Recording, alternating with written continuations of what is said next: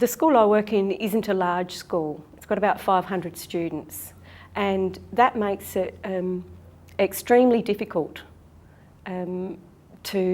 because you're funded on the number of students enrolled. It's very difficult to cover all of the things you have to do, because you still have to do the same admin and have the same number of support staff. You've still got to run a library, you've still got to have counsellors, you've still got to have grounds people, etc., whether you've got 500 or 1,000 students. And so it just becomes really, really tight in a school, a community school like ours.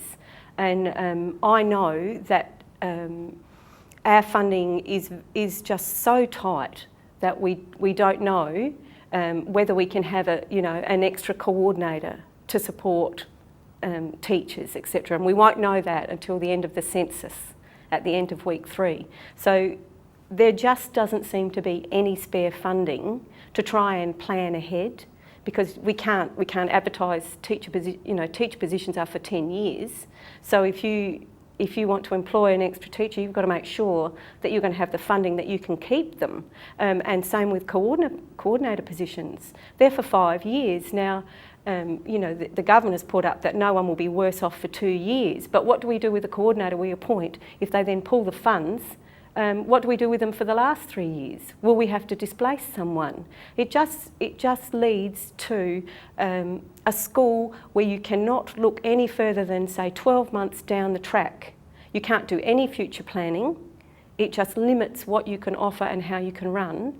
And there is no way for a school system to operate.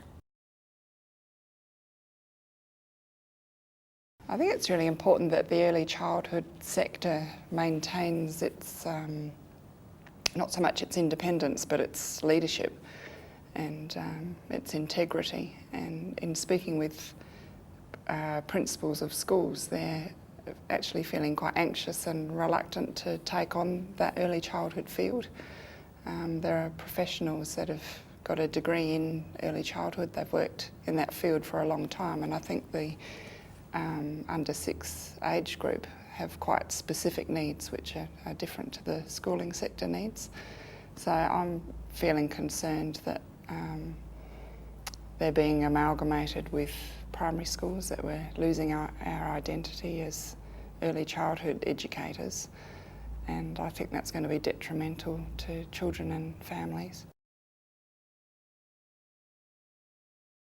You actually end up saving a lot of money by investing in education. I think that's what governments really need to come to understand. It's actually an investment, Mr. Rann.